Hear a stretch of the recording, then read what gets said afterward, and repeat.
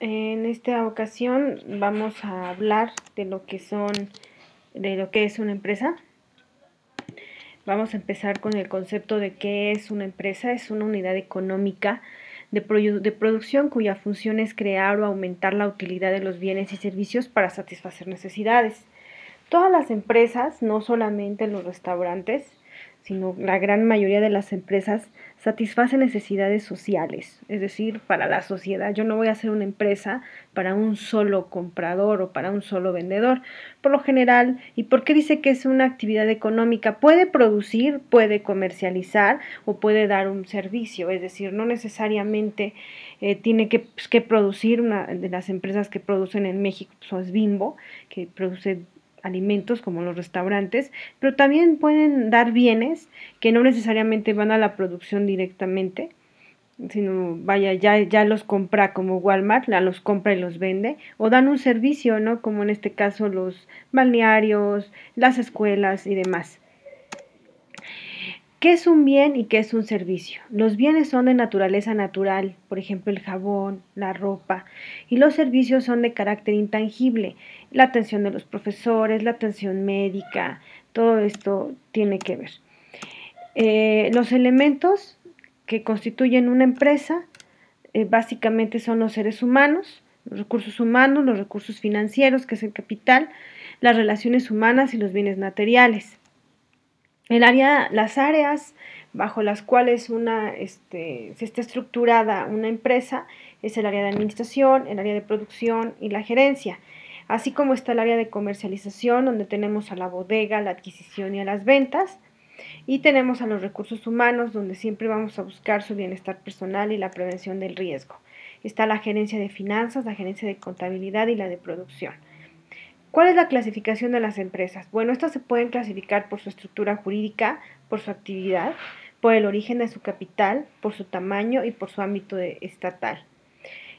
También pueden ser empresas individuales, de solidaridad o colectiva, sociedad anónima, sociedad en comandita y sociedad de responsabilidad limitada. Esta estructura que les acabo de indicar es la clasificación en base a su estructura jurídica.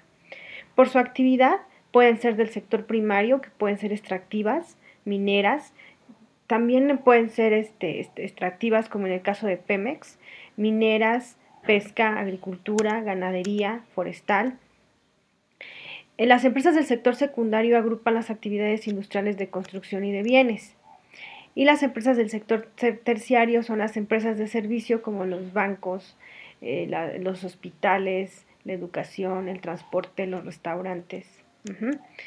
Las empresas privadas son aquellas que tienen, que es una o más personas, pero la finalidad es que el capital con el que trabajan no depende del Estado, sino es capital propio, capital de cada uno de los socios. En el caso, por ejemplo, de las empresas públicas, sí vienen del Estado, es decir, como su escuela, tienen de alguna u otra manera ayuda del Estado, así como también los hospitales, como es el IMSS, el ISSSTE, aunque no necesariamente todo lo da el Estado, de una u otra manera le pertenecen al Estado. Las empresas mixtas son aquellas que son parte del Estado y parte estatal. O parte privada. En este caso podría ser el IMSS, porque el IMSS tiene una tripartita, da el trabajador, da el patrón y da el Estado. Se clasifican según el número de trabajadores. La pyme, ahorita vamos a hablar un poquito de ella, se llama pequeña si tiene de 1 a 50 trabajadores, de 51 a 199 o grande si es más. De una u otra manera aquí habría que ver porque depende mucho de quién las esté clasificando, ¿no? Entonces por su tamaño pueden clasificarse en pequeña, mediana y grande, y aquí nos establecen el número de trabajadores. Hay veces que nos dan el número también de venta, el número de utilidad, va a depender más bien quién está haciendo la clasificación. Por su ámbito estatal, las empresas pueden ser nacionales o multinacionales. Nosotros no tenemos empresas multinacionales, solamente son nacionales las que desarrollan la actividad en el país, y las multinacionales pues son aquellas como Bimbo, que de alguna manera Coca-Cola, Walmart, que de alguna manera desarrollan actividad en varios países. Eso sería todo. Muchísimas gracias.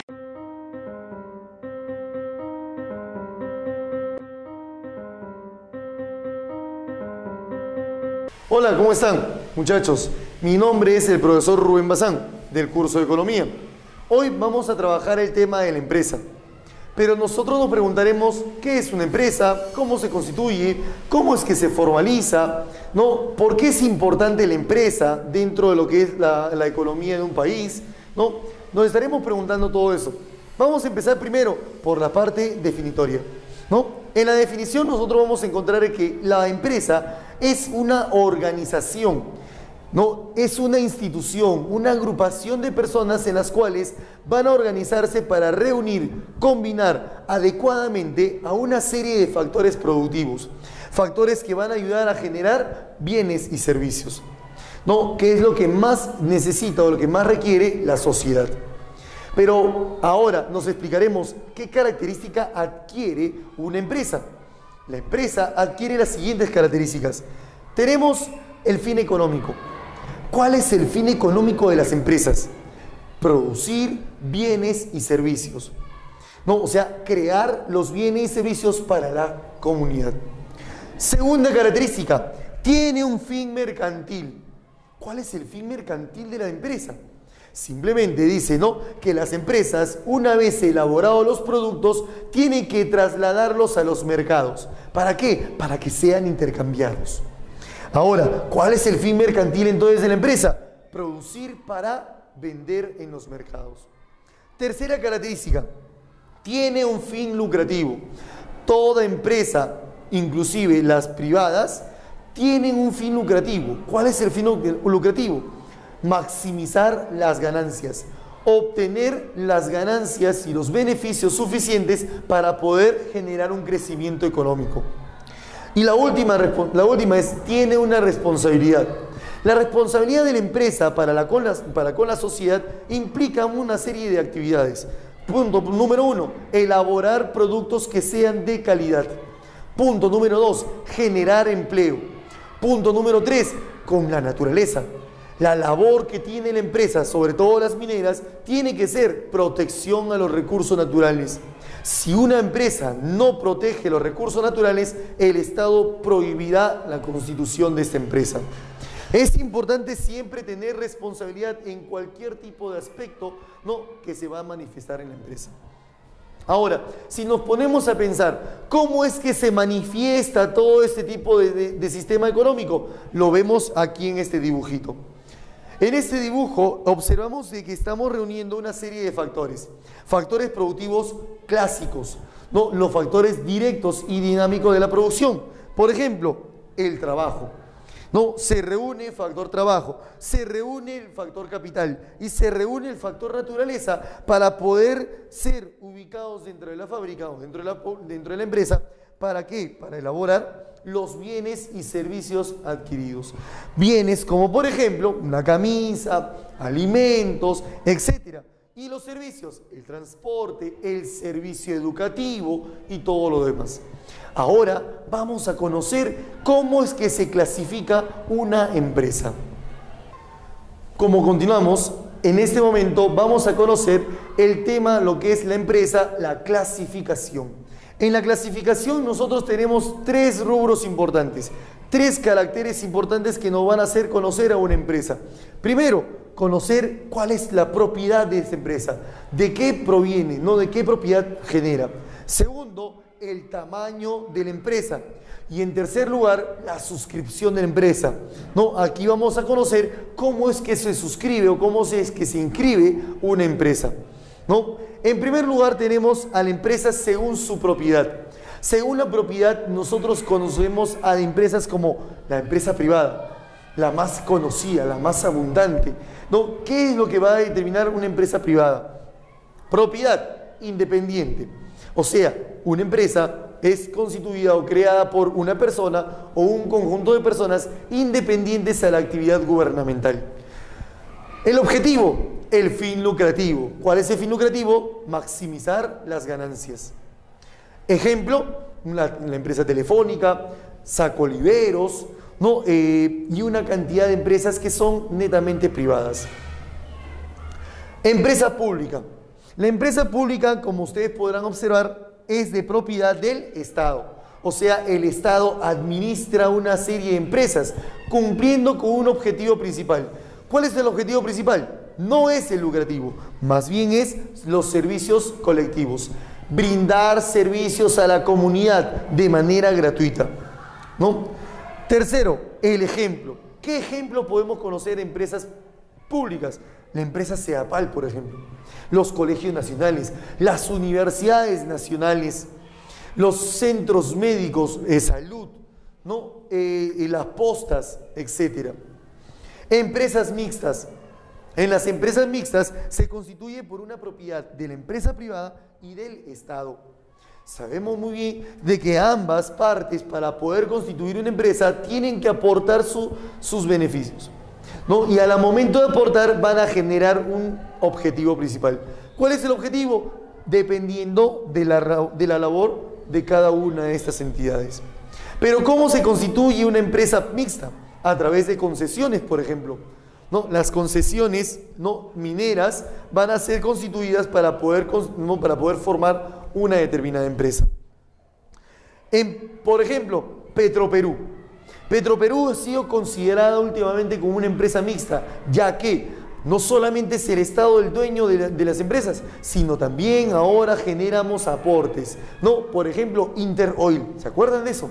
No, Interoil es una de las empresas que aporta a los beneficios de la Petroperú. ¿Ok? En segundo lugar tenemos según el tamaño de las empresas. En el tamaño de las empresas vamos a conocer a una empresa, la microempresa. En la microempresa tenemos diferentes tipos de características. Por ejemplo, el dueño es el que la administra. Va a trabajar en la empresa, va a manejar todo eso y va a tener una cantidad máxima de trabajadores. El número de trabajadores es de 1 a 10 trabajadores. Una microempresa ha sido constituida muchas veces para poder cumplir con una finalidad básica: generar empleo, ¿no? Y es por eso que las microempresas van a ser fácilmente de constituir. Tiene un total de ventas anuales, ingresos al año, generado por 150 unidades impositivas tributarias. ¿Qué es una unidad impositiva tributaria? Es una unidad económica monetaria en la cual el Estado genera para poder regular a las empresas. ¿Cuánto cuesta o cuánto vale una unidad impositiva tributaria? Cada año va a ir evaluando montos diferentes, ¿no? Dentro de los montos más importantes está, por ejemplo, la del año 2014. En el presente año 2014, una UIT cuesta 3.800 unidades, bueno, 3.800 soles, ¿no? Entonces, 150 UITs por 3.800 que cuesta cada una UIT, ¿no? Eso es lo que vamos a establecer como ingresos al año en los 12 meses. La pequeña empresa. La pequeña empresa, dice, el dueño no solamente ya la administra.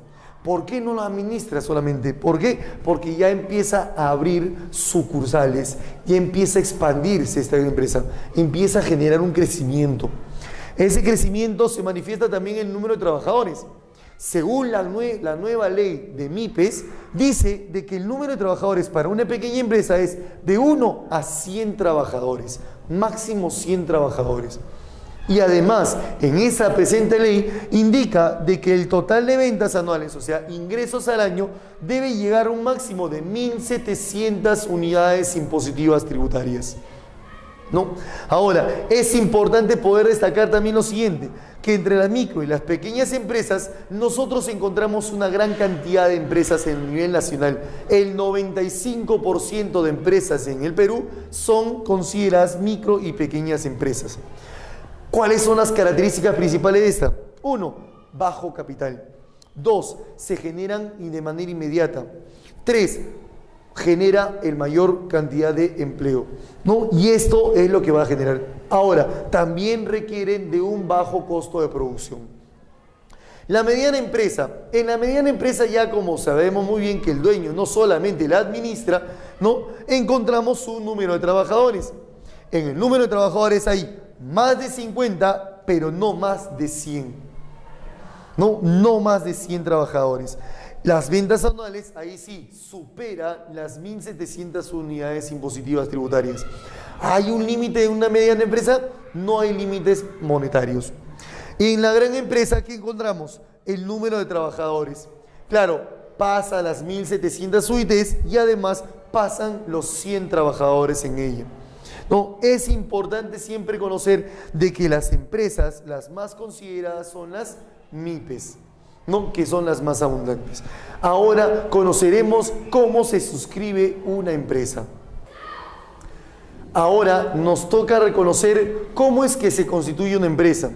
De repente, pues no, por ahí entenderemos o queremos buscar la constitución de una empresa. En la economía, nosotros vamos a conocer según el aspecto jurídico. Pero antes de conocer el aspecto jurídico, identifiquemos dos tipos de personas. Según el tema de sujeto de derecho dado por la educación cívica, decimos que persona natural es aquel ser individualmente reconocido. Pero al momento de aplicar esta actividad económica, tiene que cumplir la mayoría de edad. Pero dentro de la mayoría de edad dice, para poder constituir una empresa como una persona natural, es necesario suscribirse. ¿Dónde nos debemos suscribir? En la SUNAT. No, al sacar nuestro RUC, nosotros podemos generar nuestro propio negocio. Podemos trabajar en una empresa o podemos generar un pequeño negocio. Pero ¿qué tipo de negocio podemos constituir con una persona natural? No, nosotros podemos constituir una empresa unipersonal. La llamada empresa unipersonal, en este caso, tiene responsabilidad ilimitada. Claro, es una sola persona, un solo dueño que va a formar este tipo de empresa, pero tiene responsabilidad ilimitada. Nos preguntaremos, ¿qué tipo de responsabilidad ilimitada podemos generar?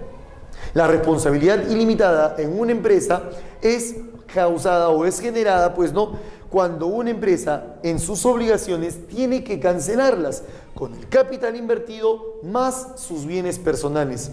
Tengan mucho cuidado porque esta empresa tiene una serie de riesgos que pueden adquirirse al momento de ser constituidas. Porque el capital no solamente lo puedes perder, sino también puedes perder tus propios bienes personales.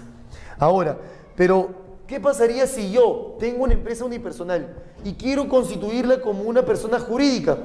La podemos constituir, sí, siempre y cuando al momento de formalizarla, la transformamos en una empresa individual de responsabilidad limitada.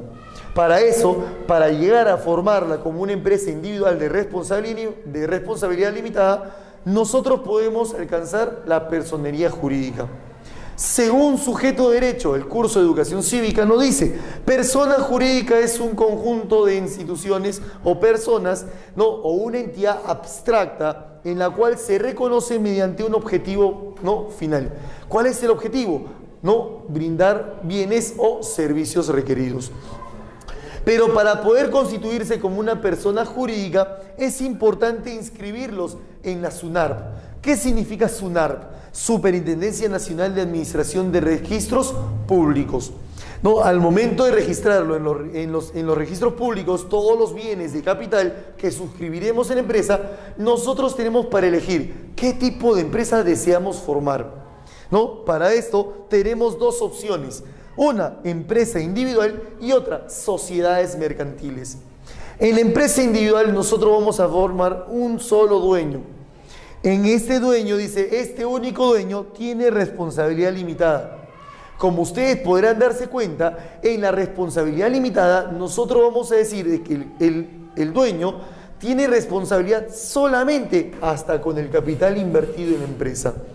¿No? Ahora, entonces, recordemos, una empresa individual o una empresa unipersonal es aquella que tiene responsabilidad ilimitada, mientras que la empresa individual tiene responsabilidad limitada.